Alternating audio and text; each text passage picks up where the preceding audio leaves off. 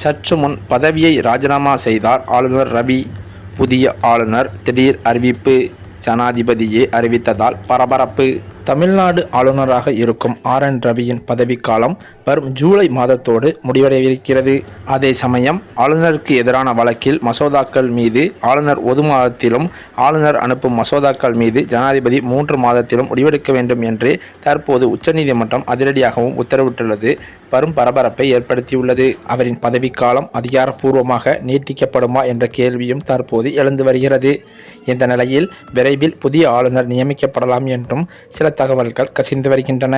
ரவீந்திர நாராயண ரவி எனப்படும் ரவி தமிழக ஆளுநராக பணியாற்றி வருகிறார். இவர் முன்னாள் வெளியுறவுத்துறை ஜிபி அதிகாரியாக இருந்தவர்.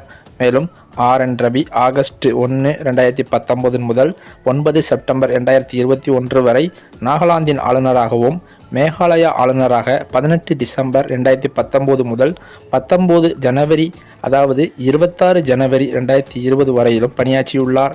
அவர் 1976இல் இந்திய காவல் பணியில் சேர்ந்தார் மற்றும் கேரளா கேரக்டருக்கு ஒதுக்கப்பட்டார்.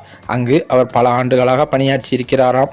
அதன் பின்னர் தான் பாஜக ஆட்சியில் ஆளுநர் ஆன இவர் 2021 செப்டம்பர் மாதத்திலிருந்து தமிழ்நாடு ஆளுநராக நியமித்து அங்கு பணியாற்றி வருகிறார். அந்த வகையில் தற்போது தமிழ்நாடு ஆளுநராக உள்ள ரவி பல சர்ச்சைகளில் சிக்கி மாட்டிக்கொண்டிருக்கிறார்.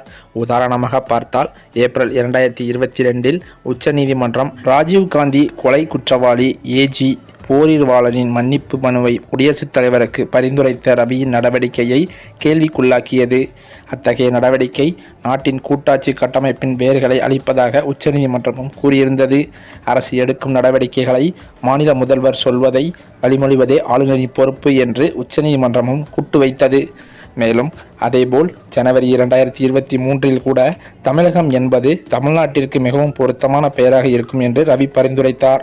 மேலும் கடந்த 50 ஆண்டுகளில் ஆளும் அரசியல் கட்சிகள் பிற்போக்குத்தனமாக இருப்பதாகவும் குறிப்பிட்டார்.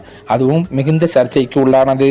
சமீபத்தில் கூட தமிழ்நாடு அரசின் பல்கலைக்கழக வேந்தர் உள்ளிட்ட மசோதாக்களை இவர் ஏற்காமல் இருந்ததை கண்டித்து உச்சநீதிமன்றமே அந்த மசோதாக்களை நிறைவேற்றியது கவனம் பெற்றது. இப்படிப்பட்ட நிலையில் தமிழ்நாடு ஆளுநராக இருக்கும் ரவியின் பதவிக்காலம் முடிந்துள்ளதால் புதிய ஆளுநர் விரைவில் நியமிக்கப்பட உள்ளதாகவும் தகவல்கள் வெளியாகியுள்ளன. ஏற்கனவே டெல்லியில் புதிய ஆளுநர் தேர்வு செய்யப்பட்டு விட்டதாகவும் ஒரு சில தகவல்கள் வெளியாகியிருந்தாலும் இப்போது பெரிய குழப்பத்தில் தான் இருந்து வருகிறது. இந்த நிலையில் கடந்த வருடம் ஜூலை மாதம் அவரின் பதவிக்காலம் முடிந்துவிட்டது. அதேபோல மத்தியில் பெரிய பொறுப்பு கொடுக்கலாமா என்ற விவாதம் எழுந்து வருகிறதாம். இதற்கு இடையேதான் டெல்லியில் புதிய ஆளுநர் ஒருவர் தேர்வு செய்யப்பட்டு விட்டதாகவும் விரைவில் தமிழ்நாட்டிற்கு அவர் அனுப்பப்படுவார் என்றும் டெல்லி வட்டாரங்களில் தகவல்கள் வெளியாகி வருகின்றன. மறுபுறம் பார்த்தால் தமிழக அரசுக்கும் ஆளுநர் ரவிக்கும் மோதல் போக்கு இருக்கிறது. இந்த நிலையில்தான் கடந்த ஆண்டு உச்சநீதிமன்றத்தில் தமிழக அரசு வழக்கு ஒன்றை தொடர்ந்துள்ளது. அதாவது தமிழ்நாடு சட்டசபையில் நிறைவேற்றப்படும் மசோதாக்களுக்கு ஆளுநர் ரவி ஒப்புதல் வழங்காமல் காலம் தாழ்த்தி வருகிறார் என்ற குற்றச்சாட்டு இருந்ததால் அவர் பதவி விலகுவதில் பெரும்பான்மையான ஆதரவு இருப்பதாகவும் தகவல்கள் கசிந்து வருகின்றன.